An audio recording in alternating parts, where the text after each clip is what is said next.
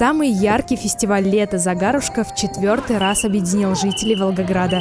Дети и их родители участвовали в дегустациях лимонада и мороженого, прыгали на батуте, играли в футбол и летний хоккей и делали снимки в самых креативных фотозонах.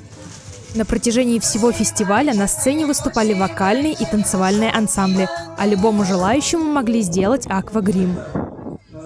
Праздник был посвящен реке Волга.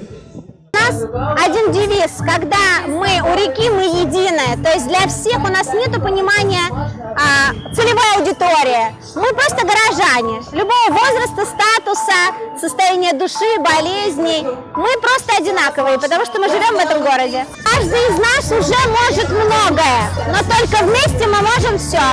Фееричным событием «Загарушки» стал парад яхт. По планам, парад должен был открывать 35-ю парусную регату «Кубок Нижней Волги». Но из-за тяжелых погодных условий организаторы отменили соревнования и обошлись торжественным шествием парусных судов. В связи с тяжелыми погодными условиями сегодня очень ветрено. Чтобы избежать поломок, сокращена дистанция, регата отменена и дан старт, чтобы показать зрителям красоту вот в таком виде.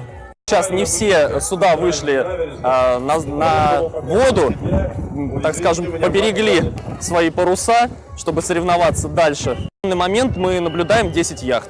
Волгоград, Камышин, Волжский, Астрахань.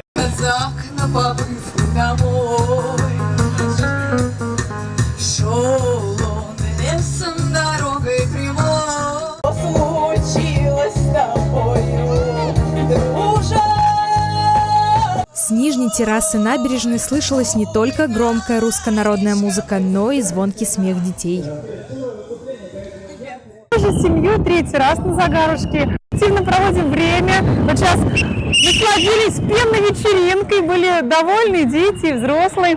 Нарисовались, напачкались. Очень хороший конкурс был рисования на джинсах, на кофтах. На батутной зоне попрыгали, продегустировали лимонад, мороженое. Как бы такие праздники очень полезны на сплочение семей, на сплочение друзей. Нам все понравилось. Да, нам все понравилось. Сильный волгоградский ветер не стал преградой для проведения фестиваля «Загарушка». 1000 активных горожан провели 13 часов семейного отдыха на великой русской реке Волга.